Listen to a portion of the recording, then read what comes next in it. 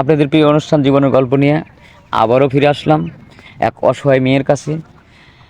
প্রথমে তাকে আমরা প্রশ্ন করব, তোমার নাম কি আপু? মোসাম্মদ মিষ্টি খাতুন। মোসাম্মদ মিষ্টি খাতুন, তুমি কেমন আছো? আলহামদুলিল্লাহ ভালো। আপনারা কেমন আছেন? আলহামদুলিল্লাহ ভালো আছি। তোমার বয়স কত? 18। 18 বছর। জি। তোমার পরিবারে কে কে আছে আপু? আমার পরিবারে কেউ নেই, আমি একা। তুমি একা? জি। তোমার বাবা মা কেউ নাই? না। এত বড় হয়েছো কার মাধ্যমে? মামাদের মাধ্যমে। মামার কাছে? জি। তো এখন আমাদের ক্যামেরার সামনে আসার উদ্দেশ্য কি? আসলে ছোটবেলায় মা বাবাকে অনেক আগে হারিয়ে ফেলেছি। ছোটবেলায় মামাদের মাঝখানে বড় হয়েছি। তো হ্যাঁ, এখন মামা বিয়ে করছে, মামার বউ বাচ্চা আছে, সংসার আছে, তো মামা এখন আর আমার দায়িত্বটা নিতে চাচ্ছেন। নিতে চাচ্ছে তো না। তাই আমি আপনাদের ক্যামেরার মাঝখানে আসছি। ও আচ্ছা, দায়িত্ব নিতে চাচ্ছে না যে আমরা এখন খেয়ে মানে খাওয়াইয়া পড়ায় বড় করছি, এখন আর দায়িত্ব নেবো না, তোমার তোমার পথ তুমি বেছে জি। নাও, তাই তো? জি।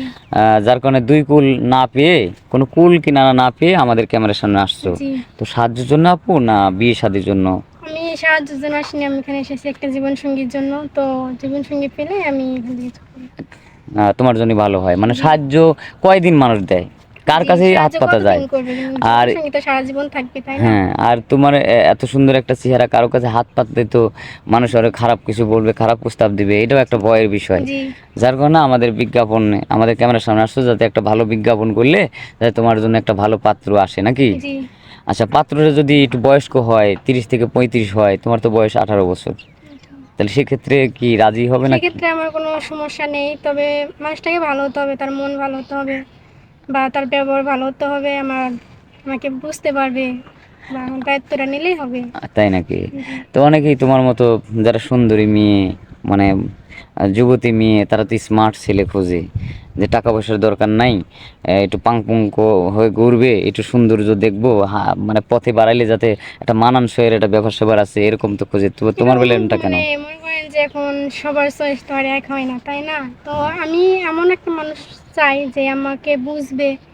মানুষের কথা দিয়ে আমার কিছু আসে যায় না, নিজে ঠিক সব তোমার ঠিক দরকার তো। হচ্ছে 3 বেলা সে যাতে আমার ডাইল ভাত খাওয়াতে পারে, জি। হ্যাঁ, আমাকে জি। ভালো রাখতে পারে, আমার চেহারার কোনো ফ্যাক না, বয়সের কোনো ফ্যাক না। জি। জি। মানে তুমি অনেক কষ্টে জীবনযাপন করছো, তুমি কষ্টটা বোঝো, জি। পেটের ক্ষুধাটা বোঝো। জি। মানে তোমার কাছে ওই মানে পাংপং এটা বিষয় না, জি। তোমার কাছে হচ্ছে ক্ষুধার জ্বালাটা বড় জ্বালা, যার কারণে তুমি চাচ্ছ এমন একটা মানুষ, বয়স কোনো ম্যাটার না।